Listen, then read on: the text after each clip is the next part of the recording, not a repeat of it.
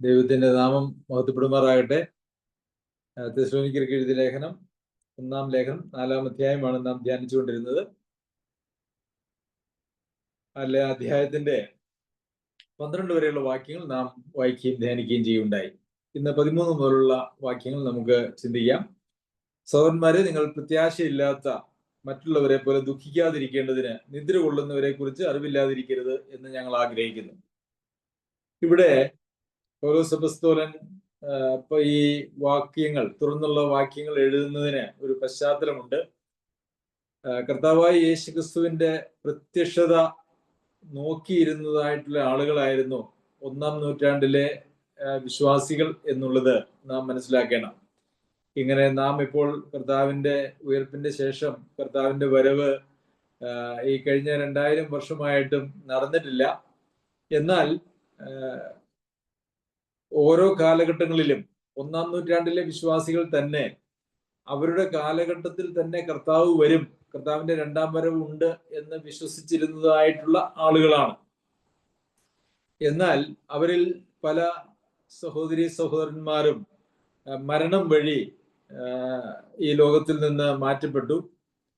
അപ്പോൾ അവർക്ക് എന്ത് സംഭവിക്കും, അവരുടെ കാര്യം എന്താണ് എന്നുള്ളതായ ഒരു ചിന്ത, ഒരു ഭാരം, ഒരു ദുഃഖം ഈ വിശ്വാസികളുടെ ജീവിതത്തിൽ ഉണ്ടായി. നമുക്കറിയാമല്ലോ, തെസ്സലോനിക്കയിലെ സഭയിലെ വിശ്വാസികളെ സംബന്ധിച്ച് നമുക്ക് വളരെ നല്ല സാക്ഷ്യമാണ് വചനത്തിൽ നിന്നും വായിക്കുവാനായിട്ട് കഴിയുന്നത്. കഴിഞ്ഞ ക്ലാസ്സുകളിലൊക്കെ നമ്മളത് ശ്രദ്ധിക്കുകയുണ്ടായി. അവരെ ജീവിച്ചിരിക്കുമ്പോൾ തന്നെ അവരുടെ കാലഘട്ടത്തിൽ തന്നെ കർത്താവ് വരുമെന്ന് അവര് ആശിച്ച് നോക്കിയിരിക്കുകയും, എന്നാൽ കർത്താവിന്റെ വരവിന് മുമ്പേ തന്നെ അവരിൽ ചിലരൊക്കെ, അവരുടെ ചില പ്രിയപ്പെട്ടവരൊക്കെ അവര് മരണപ്പെട്ട് പോവുകയും ചെയ്തു. അപ്പോൾ അവർക്ക് എന്ത് സംഭവിക്കും എന്നുള്ളതായിരുന്നു അവരുടെ ഏറ്റവും വലിയ വിഷമം, അല്ലെങ്കിൽ അവരുടെ ദുഃഖം എന്ന് പറയുന്നത്. അതാണ് ഈ തുടർന്നുള്ള വാക്യങ്ങൾ എഴുതിയിരിക്കുന്നതിന്റെ പശ്ചാത്തലം എന്ന് പറയുന്നത്. പശ്ചാത്തലം നാം മനസ്സിലാക്കുമ്പോൾ മാത്രമേ നമുക്ക് വ്യക്തമായിട്ട് ഇത് ഗ്രഹിക്കുവാനായിട്ട് കഴിയുകയുള്ളൂ. അപ്പോൾ പ്രത്യാശയില്ലാത്തവരെ പോലെ ദുഃഖിക്കാതിരിക്കേണ്ടതിന് നിദ്ര കൊള്ളുന്നവരെ കുറിച്ച് അറിവില്ലാതിരിക്കരുത് എന്ന് ഞങ്ങൾ ആഗ്രഹിക്കുന്നു. അപ്പോൾ പ്രത്യാശയില്ലാത്ത ആളുകളുടേതായ ഒരു ദുഃഖമുണ്ട്. മരിച്ചതിന് ശേഷം എന്തായിരിക്കും അവസ്ഥ എന്ന് അറിയത്തില്ലാതെ, അതിനെക്കുറിച്ച് ഒരു ധാരണയില്ലാതെ, എന്നേക്കുമായിട്ട് നഷ്ടപ്പെട്ടോ നിത്യതയിൽ കാണുമോ തുടങ്ങിയതായിട്ടുള്ള യാതൊരു വക ഉറപ്പുമില്ലാതെ ദുഃഖത്തിലിരിക്കുന്ന ആളുകളെ സംബന്ധിച്ചാണ് ഇവിടെ പറയുന്നത്. എന്നാൽ അങ്ങനെ നിങ്ങൾക്ക് ദുഃഖിക്കുവാനായിട്ട് ആവശ്യമില്ല. നിങ്ങൾ നിദ്ര കൊണ്ടവർക്ക് വേണ്ടി, നിദ്ര കൊള്ളുന്നവരെ കുറിച്ച് നിങ്ങൾക്ക് അറിവുണ്ടായാൽ നിങ്ങൾ ദുഃഖിക്കുകയില്ല. അറിവില്ലാതിരിക്കുന്നതാണ് നിങ്ങളുടെ ദുഃഖത്തിന്റെ കാരണം എന്നുള്ളതാണ് ഇവിടെ പറഞ്ഞിരിക്കുന്നത്. അപ്പോൾ ഇവിടെ മരിച്ചുപോയവരെ കുറിച്ച് അറിവില്ലാതിരിക്കരുത് എന്നല്ല ഇവിടെ പറഞ്ഞിരിക്കുന്നത്, മറിച്ച് നിദ്ര കൊള്ളുന്നവരെ കുറിച്ച് അറിവില്ലാതിരിക്കരുത് എന്നാണ് പൗലോസ് അപ്പോസ്തലൻ ഇവിടെ പറയുന്നത്. അതിൽ നിന്ന് നമുക്ക് മനസ്സിലാക്കുവാൻ കഴിയുന്നതായിട്ടുള്ള ഒരു പ്രധാനപ്പെട്ട കാര്യം എന്ന് പറയുന്നത്, മരണം എന്ന് പറയുന്നത് ദൈവമക്കളെ സംബന്ധിച്ചിടത്തോളം ഒരു വിശ്രമമാണ്, ഒരു ഉറക്കമാണ്. മരണത്തെ ഒരു നഷ്ടമായി ആളുകൾ കണക്കാക്കുന്നു. അങ്ങനെയൊക്കെ ആളുകൾ മരിക്കുമ്പോൾ അത് അവരുടെ സഭയ്ക്ക് വലിയൊരു നഷ്ടമാണ്, അവരുടെ കുടുംബത്തിന് വലിയൊരു നഷ്ടമാണ് എന്നൊക്കെ ആളുകൾ പ്രസംഗിക്കുകയൊക്കെ ചെയ്യുന്നുണ്ട്. ഒരർത്ഥത്തിൽ നമുക്കറിയാമല്ലോ, നമ്മുടെ പ്രിയപ്പെട്ടവർ നമ്മെ വിട്ടു പിരിയുമ്പോൾ അവരുടെ അസാന്നിധ്യം തീർച്ചയായിട്ടും നമുക്ക് നഷ്ടമായി നമുക്ക് തോന്നും, താൽക്കാലികമായിട്ടെങ്കിലും. എന്നാൽ ദൈവത്തിന്റെ വചനത്തിന്റെ അടിസ്ഥാനത്തിലും ദൈവിക പരിപാടിയിലും ദൈവം ഓരോ സമയത്ത് കർത്താവിന്റെ അടുക്കിലേക്ക് ആളുകളെ വിളിച്ച് ചേർക്കുകയും അതിനെ സംബന്ധിച്ച് ഒരു നിദ്ര, നമ്മളെ സംബന്ധിച്ചിടത്തോളം നമ്മുടെ നിദ്ര, ഉറക്കം എന്ന് പറയുന്നത് എന്തിനു വേണ്ടിയാണെന്ന് ചോദിച്ചാൽ, ഉറക്കം എന്ന് പറയുന്നത് ഒരു വിശ്രമത്തിന് വേണ്ടിയാണ്. നമ്മൾ വിശ്രമിക്കുകയാണ് ഉറക്കത്തിലൂടെ. നമ്മുടെ മനസ്സിനും നമ്മുടെ ശരീരത്തിനും ആവശ്യമായിട്ടുള്ള വിശ്രമമാണ് ശരിക്കും ഉറക്കത്തിൽ നമുക്ക് ലഭിക്കുന്നത്. അപ്പോൾ വിശ്വാസികളുടെ മരണം എന്ന് പറയുന്നത് അത് ഒരു ഉറക്കമാണ് എന്ന് നമുക്ക് കാണുവാനായിട്ട് കഴിയും.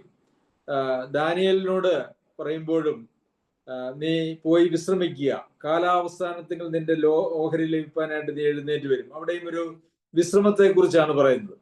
ദൈവത്തെ അന്വേഷിക്കുന്ന, ദൈവത്തിന്റെ ഇഷ്ടത്തിനനുസരിച്ച് ജീവിക്കുന്ന ഏതൊരു വ്യക്തിയുടെയും മരണം എന്ന് പറയുന്നത് അവർക്ക് ഈ ലോകത്തിലെ എല്ലാ ബന്ധപ്പാടുകളിൽ നിന്നും കഷ്ടപ്പാടുകളിൽ നിന്നുമുള്ള ഒരു വിശ്രമത്തിന്റെ സമയമാണ്. ദൈവത്തിന്റെ ഭാഷയിൽ അത് ഒരിക്കലും ഒരു നഷ്ടമല്ല. നമുക്ക് ചില നഷ്ടങ്ങളൊക്കെ ഉണ്ട് എന്നുള്ളത് ഒരു യാഥാർത്ഥ്യമാണ് മാനുഷികമായി നാം ചിന്തിച്ചാൽ. എന്നാൽ മാനുഷികമായി അല്ലല്ലോ നാം ചിന്തിക്കേണ്ടത്, നാം ആത്മീയമായിട്ട് തന്നെ ചിന്തിക്കണം. എന്നാൽ ഇതിന്റെ ഒരു മറുവശം എന്ന് പറയുന്നത്, നമ്മുടെ പ്രിയപ്പെട്ടവരാരെങ്കിലും മരണം മൂലം നമ്മിൽ നിന്ന് വേർപെട്ടു പോയാൽ അതിനെക്കുറിച്ച് ആ സമയത്ത് യാതൊരു ദുഃഖവും പാടില്ല, കരയാൻ പാടില്ല എന്നൊക്കെ പഠിപ്പിക്കുകയും അങ്ങനെ കരയുകയും ദുഃഖിക്കുകയും ചെയ്യുന്ന ആളുകളെ യഥാർത്ഥത്തിൽ അവരെ പരിഹസിക്കുകയോ അല്ലെങ്കിൽ അത് അവരെ നിയന്ത്രിക്കാൻ ശ്രമിക്കുകയോ ചെയ്യുന്നതായിട്ടുള്ള ഒരു പ്രവണതയും നമുക്കിന്ന് ക്രിസ്തീയ ലോകത്തെ കാണുവാനായിട്ട് കഴിയും. എന്നാൽ അത് ശരിയല്ല എന്നുള്ളത് അതിൻ്റെ ഒരു വശമാണ്. കാരണം മരിച്ചു പോകുന്ന ആളുകളെ സംബന്ധിച്ച്, പ്രിയപ്പെട്ടവരെ സംബന്ധിച്ച് നമുക്ക് മാനുഷികമായിട്ടുള്ള നിലയിൽ താൽക്കാലികമായിട്ടുള്ള ദുഃഖങ്ങൾ ഉണ്ടാകുക എന്ന് പറയുന്നത് തികച്ചും സ്വാഭാവികമാണ്.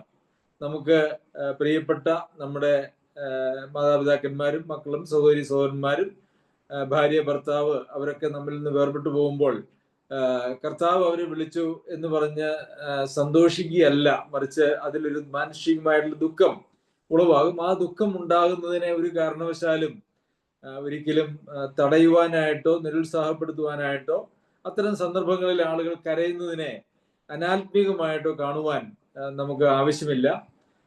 ബൈബിളിലും ഭക്തന്മാരായിട്ടുള്ള ആളുകൾ അനേകരും മരിച്ചപ്പോൾ അവര് ഒരു വലിയ പ്രലാപം കഴിച്ചു എന്നൊക്കെ നമ്മൾ വായിക്കുന്നുണ്ട്.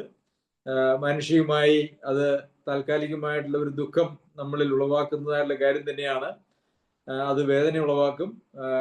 പലപ്പോഴും അങ്ങനെ കരയുന്നതിൽ നിന്നും നാം ആളുകളെ തടയുകയും ഒക്കെ ചെയ്താൽ അവരുടെ ഉള്ളിലെ ദുഃഖം വല്ലാതെ അവര് അമർത്തി വെക്കുന്നത് അവരുടെ മാനസികമായിട്ടുള്ള ആരോഗ്യത്തിന് വരെ അത് ഹാനികരമാകുന്നതാണ് എന്ന് നമ്മൾ ഓർക്കണം. അങ്ങനെ ആരെങ്കിലും കരഞ്ഞുവെങ്കിൽ അവരെ നാം ചേർത്ത് പിടിക്കുകയും അവര് കരഞ്ഞോട്ടെ എന്ന് വിചാരിക്കുകയുമാണ് നാം ചെയ്യേണ്ടത്. ഇനി അഥവാ വളരെ അടുത്ത പ്രിയപ്പെട്ടവരായിട്ടുള്ള ആളുകൾ, പ്രത്യേകിച്ച് അപ്രതീക്ഷിതമായിട്ടുള്ള മരണം സംഭവിക്കുമ്പോൾ, പ്രതീക്ഷിക്കാത്ത നിലയിൽ പെട്ടെന്നുള്ള മരണങ്ങൾ സംഭവിക്കുമ്പോൾ നാം അവരെ കരയുന്നില്ല എങ്കിൽ, വളരെ അടുത്ത ബന്ധുക്കൾ പോലും അവർ കരയുന്നില്ല എങ്കിൽ നാം അവരെ കുറിച്ചുള്ള, ഈ മരിച്ചുപോയ ആളെ കുറിച്ചുള്ള എന്തെങ്കിലും നല്ല കാര്യങ്ങളൊക്കെ പറഞ്ഞ് അവരെ ഒന്ന് കരയിപ്പിക്കുന്നത് ആവശ്യമാണ് എന്നും അത് വളരെ പ്രയോജനകരമാണ് എന്നും നമുക്ക് കാണുവാനായിട്ട് സാധിക്കും. അങ്ങനെ വചനത്തിൽ അങ്ങനെ പ്രമാണമൊന്നുമില്ല. അതിനെന്താണ് അങ്ങനെ അത് നല്ലതാണെന്ന് പറയാൻ കാരണം എന്ന് വെച്ചാൽ, അവര് കരയാതെ അവരുടെ എല്ലാ ദുഃഖങ്ങളും അവരവരുടെ ഹൃദയത്തിൽ അടക്കി വെച്ച് അവര് ഒരു വൈകാരികവും മാനസികവുമായുള്ള സമ്മർദ്ദത്തിലേക്ക് കടന്നു പോയാൽ അവര് ഡിപ്രഷനിലേക്കോ അല്ല എങ്കിൽ മാനസികമായിട്ടുള്ള അസ്വസ്ഥതകളിലേക്കോ കടന്നു പോകാനായിട്ടുള്ള സാധ്യതയുണ്ട് എന്നുള്ളത് കൊണ്ട് അവരെ ഒന്ന് കരയിപ്പിക്കുന്നത് പോലും നല്ലതാണ്. അതിന് ഏറ്റവും അടുത്തുള്ള അവരുടെ ബന്ധുക്കളോ അല്ലെങ്കിൽ സഭാവിശ്വാസികളോ ആ നിലയിൽ അത് കൈകാര്യം ചെയ്യേണ്ടതുമാണ് എന്നുള്ളതാണ് യാഥാർത്ഥ്യം. എന്നാൽ ഇന്ന് പല സഭകളിലും അവരുടെ വളരെ പ്രിയപ്പെട്ടവർ കരയുമ്പോൾ അങ്ങനെ കരയരുത്, ദുഃഖിക്കരുത്, അവർ സ്വർഗത്തിലേക്കാണ് പോയിരിക്കുന്നത് എന്നൊക്കെ പറഞ്ഞ് അവരെ ശരിക്കും പറഞ്ഞു കഴിഞ്ഞാൽ ഒതുക്കുന്നത് നമുക്ക് കാണുവാനായിട്ട് സാധിക്കും. അത് ആവശ്യമില്ലാത്തൊരു കാര്യമാണ് എന്നുള്ളതും ഈ തരുണത്തിൽ ഓർമ്മിപ്പിക്കുവാനായിട്ട് ആഗ്രഹിക്കുന്നു. പ്രിയപ്പെട്ടവർ, ഇപ്പൊ ഭാര്യ ഭർത്താവ് അല്ലെങ്കിൽ മക്കൾ മാതാപിതാക്കന്മാർക്ക് മരിക്കുമ്പോൾ ആ സങ്കടം കൊണ്ട്, പ്രത്യേകിച്ച് അപ്രതീക്ഷിത മരണമൊക്കെ ആണെങ്കിൽ സങ്കടം കൊണ്ട് കരയുന്നതിനെ ഒരിക്കലും അനാത്മീകമായിട്ട് കാണുവാനായിട്ടുള്ള ആവശ്യമില്ല. അങ്ങനെ കാണരുത് എന്നും ഓർമ്മിപ്പിക്കുവാനായിട്ട് ആഗ്രഹിക്കുന്നു. അപ്പോൾ ഇവിടെ ദുഃഖിക്കുന്നതിനെ കുറിച്ചല്ല, പ്രത്യാശയില്ലാത്ത മറ്റുള്ളവരെ പോലെ ദുഃഖിക്കുന്നതിനെ കുറിച്ചാണ് ഇവിടെ പൗലോസ് അപ്പോസ്തലൻ എഴുതിയിരിക്കുന്നത്. പ്രത്യാശയുള്ളവരുടെ ദുഃഖവും പ്രത്യാശയില്ലാത്തവരുടെ ദുഃഖവും ഇത് രണ്ടും രണ്ടാണ്. അലറി വിളിച്ച് ഇനി ഒരു ജീവിതത്തിൽ ഒരു പ്രതീക്ഷയുമില്ല, എല്ലാം നഷ്ടപ്പെട്ടു എന്നുള്ള നിലയിലുള്ള ഒരു ദുഃഖം, അത് പ്രത്യാശയില്ലാത്ത ഒരു ദുഃഖമാണ്. അതുപോലെ തന്നെ ദീർഘകാലം ദുഃഖം കൊണ്ടു നടക്കുന്നതും ആ ഡിപ്രഷനിൽ ജീവിക്കുന്നതും അതും ആത്മീയമായി നമുക്ക് ഒരിക്കലും ഗുണകരമായിട്ടുള്ള ഒരു കാര്യമല്ല എന്നുള്ളതും നാം ഓർക്കണം. പ്രത്യാശ ഉള്ളതായിട്ടുള്ള ഒരു ദുഃഖം നമുക്ക് അനുവദിച്ചിട്ടുണ്ട്, അത് താൽക്കാലികമാണ് പക്ഷേ എന്നുള്ളതും നാം ഓർക്കുവാനായിട്ട് ശ്രദ്ധിക്കണം. 14-ാമത്തെ വാക്യത്തിൽ യേശു മരിക്കുകയും ജീവിച്ചെഴുന്നേൽക്കുകയും ചെയ്തു നാം വിശ്വസിക്കുന്നുവെങ്കിൽ അങ്ങനെ തന്നെ ദൈവം നിദ്ര കൊണ്ടവരെയും യേശു മുഖാന്തരം അവനോടുകൂടെ വരുത്തും. അപ്പോൾ നിദ്ര കൊണ്ടവരെ കുറിച്ച് ദുഃഖിക്കരുത്, പ്രത്യാശയില്ലാത്തവരെ പോലെ ദുഃഖിക്കരുത് എന്നുള്ളതാണല്ലോ. അപ്പോൾ നിദ്ര കൊണ്ടവരെ കുറിച്ച് ഒരു പ്രത്യാശയുണ്ട് എന്നാണ് നമുക്ക് ഇവിടെ കാണാൻ കഴിയുന്നത്. എന്താണ് ആ പ്രത്യാശ? യേശു മരിക്കുകയും ജീവിച്ചെഴുന്നേൽക്കുകയും ചെയ്തുവെങ്കിൽ എന്ന് നാം വിശ്വസിക്കുന്നുവെങ്കിൽ അങ്ങനെ തന്നെ ദൈവം നിദ്ര കൊണ്ടവരെയും യേശു മുഖാന്തരം അവനോടുകൂടെ വരുത്തും. യേശു മരിച്ചു ഉയർത്തെഴുന്നേറ്റു എന്നുള്ള ഒരു വിശ്വാസം നിങ്ങൾക്ക് ഉണ്ടെങ്കിൽ ഈ മരിച്ചു പോയതായിട്ടുള്ള ആളുകളെ യേശു മുഖാന്തരം കർത്താവിന്റെ പ്രത്യക്ഷതയെങ്കിൽ അവനോടുകൂടെ വരുത്തും. അതാണ് നമ്മളുടെ പ്രത്യാശ. മരിച്ചു പോയവരെ കുറിച്ചുള്ള പ്രത്യാശ അതാണ്. അതുകൊണ്ട് പ്രത്യാശയില്ലാത്തവരെ പോലെ ദുഃഖിക്കരുത്.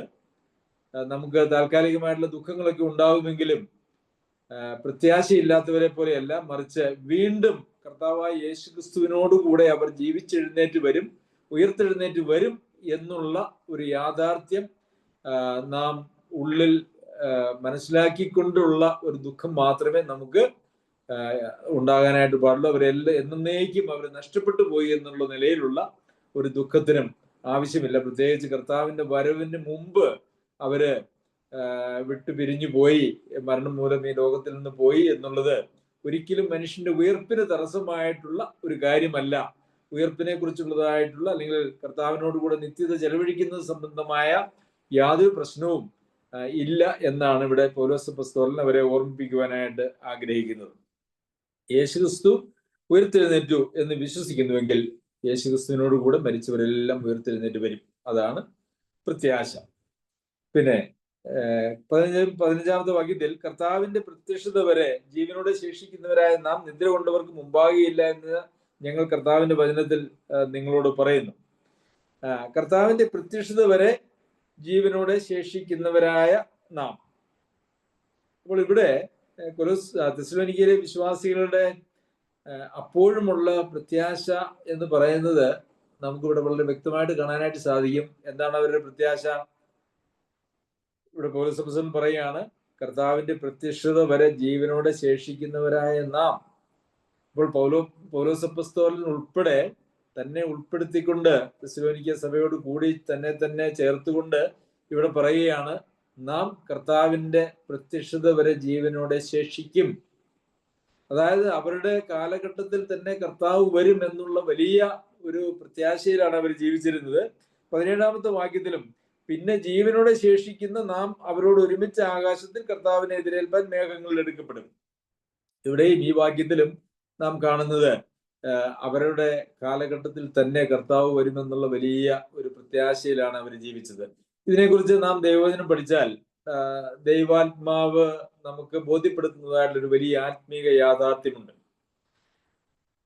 അതെന്തെന്നാൽ എല്ലാ കാലഘട്ടത്തിലും ജീവിച്ചിരിക്കുന്നതായിട്ടുള്ള ആളുകൾ, വിശ്വാസികളായിട്ടുള്ള ആളുകൾ, അവരുടെ ആയുഷ്കാലത്ത് കർത്താവ് വരും എന്ന് വിശ്വസിക്കുകയും ഉറപ്പായി വിശ്വസിക്കുകയും അതിനുവേണ്ടിയുള്ള ഒരുക്കത്തോടെ ജീവിക്കുകയും ചെയ്യുന്ന ആളുകളായിരിക്കണം എന്നുള്ളതാണ്.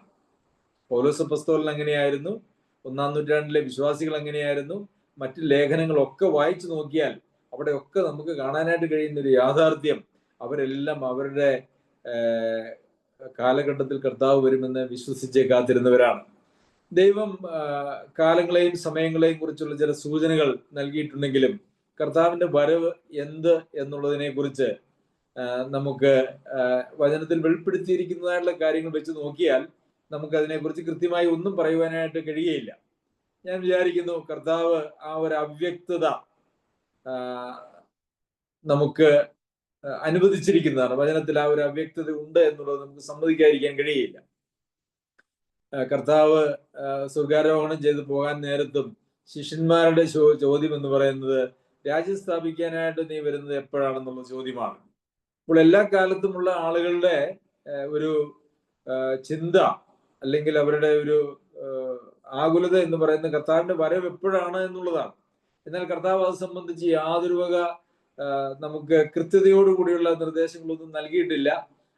അങ്ങനെ നൽകാതിരിക്കുന്നതിന്റെ ഒരു ഉദ്ദേശം എന്ന് പറയുന്നത് എല്ലാ കാലഘട്ടത്തിലും കർത്താവിന്റെ വരവ് വരെ ഈ ലോകത്തിൽ ജീവിക്കുന്നതായിട്ടുള്ള എല്ലാ ദൈവമക്കളും അവരവരുടെ കാലഘട്ടത്തിൽ കർത്താവ് വരുമെന്നുള്ള പ്രത്യാശയിൽ തന്നെ ജീവിക്കുവാനായിട്ട് ദൈവം ഉദ്ദേശിച്ചിരിക്കുന്നു എന്നുള്ളതാണ്.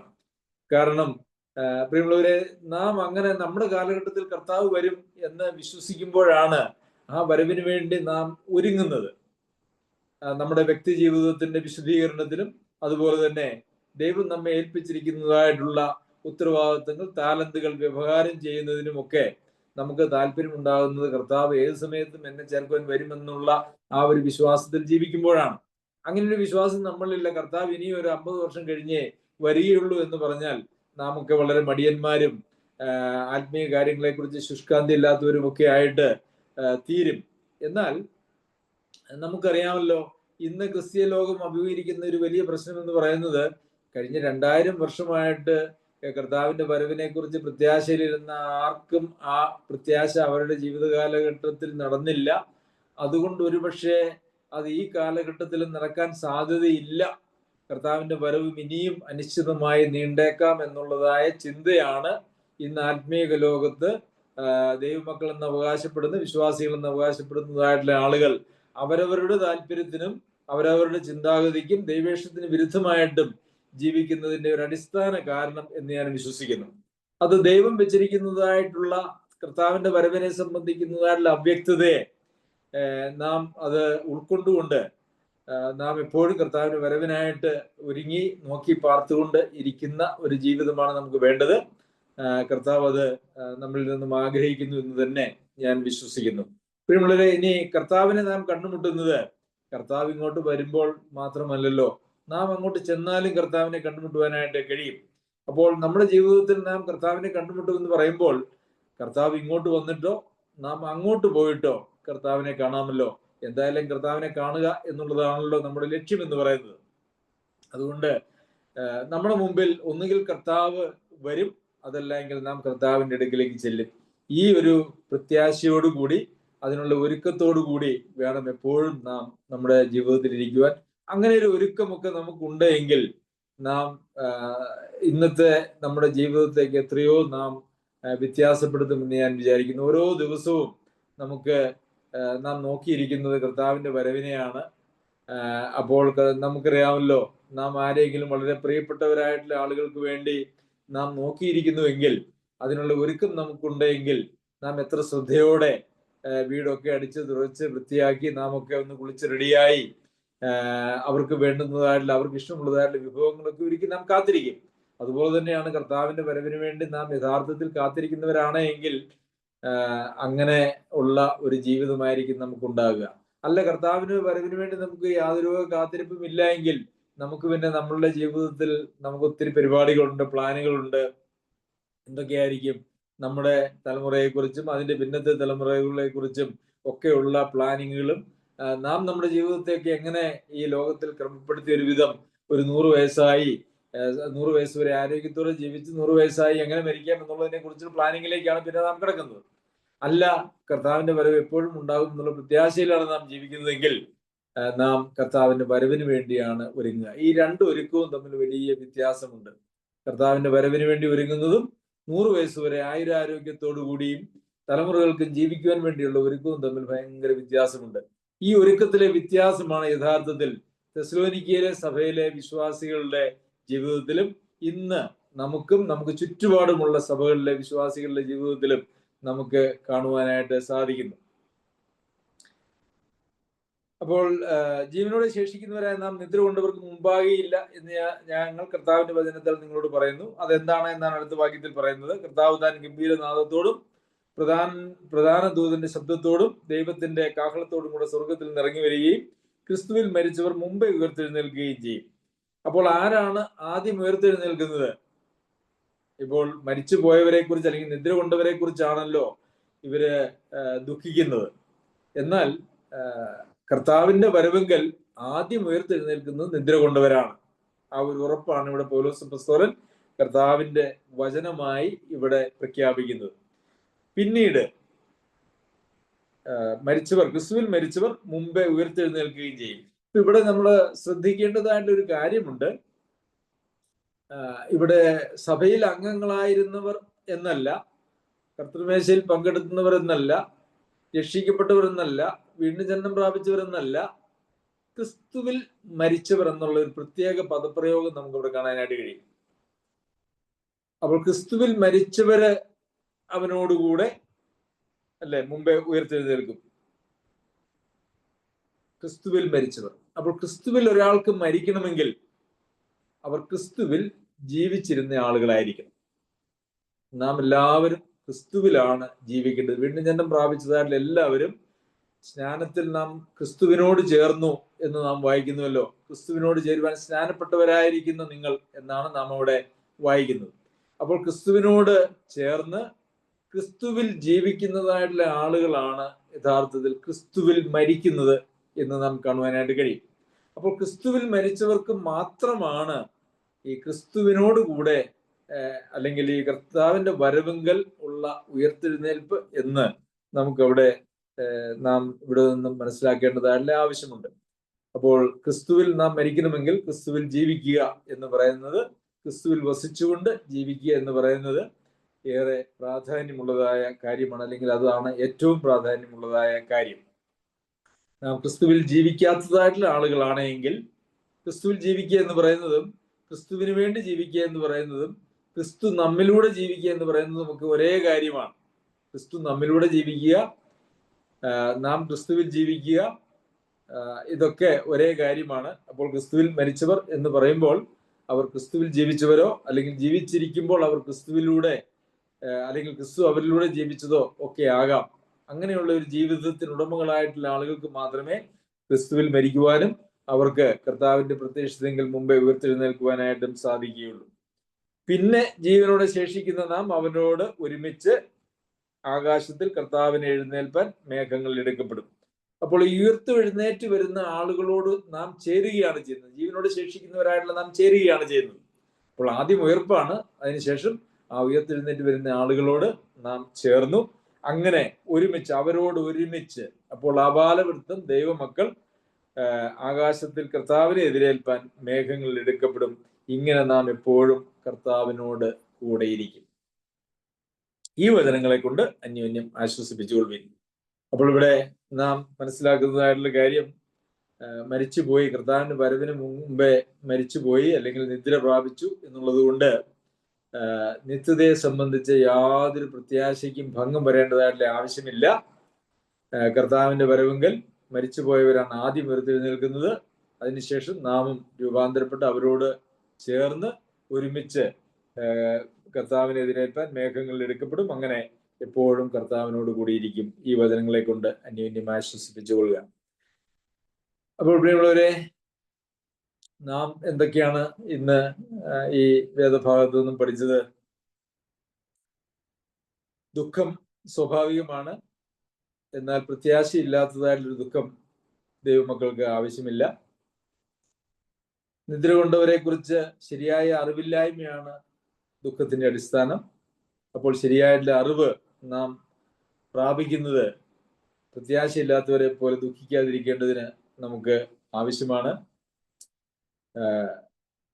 കർത്താവായ യേശു ക്രിസ്തു മരിച്ചിട്ട് ഉയർത്തെഴുന്നേറ്റു എന്നുള്ളത് വിശ്വസിക്കുന്നുവെങ്കിൽ മരിച്ച എല്ലാവരും കർത്താവായ യേശു ക്രിസ്തുവിനോട് കൂടെ വരും, അവനോടുകൂടെ വരുത്തും. കർത്താവിന്റെ വചനത്തെ ദൈവം നിദ്ര കൊണ്ടവരെയും യേശു ക്രിസ്തു മുഖാന്തരം അവനോടുകൂടെ വരുത്തും. അത് ദൈവം നൽകുന്നതായിട്ടുള്ള ഒരു ഉറപ്പാണ്, അതിനൊരു സംശയവുമില്ല. കർത്താവായ യേശു ക്രിസ്തു വരുമ്പോൾ അവനോടുകൂടെ വരുത്തും. പിന്നെ കർത്താവിന്റെ പ്രത്യക്ഷത നമ്മുടെ ആയുസ്സിൽ തന്നെ എപ്പോ വേണമെങ്കിലും വരാമെന്നുള്ള ഒരു പ്രത്യാശയിലാണ് നാം എല്ലാവരും ജീവിക്കുവാൻ ദൈവം ആഗ്രഹിക്കുന്നത്. അതിന് കാരണം എന്ന് പറയുന്നത് നമ്മളുടെ ആത്മീയമായിട്ടുള്ള ഒരുക്കം, നമ്മളുടെ വിശുദ്ധീകരണത്തിലും നമ്മളുടെ ഉത്തരവാദിത്വങ്ങൾ ചെയ്യുന്നതിലുമുള്ള ഒരുക്കത്തിന് വേണ്ടിയാണ് അത് എന്നുള്ളത് നാം ഓർക്കണം. അതുപോലെ തന്നെ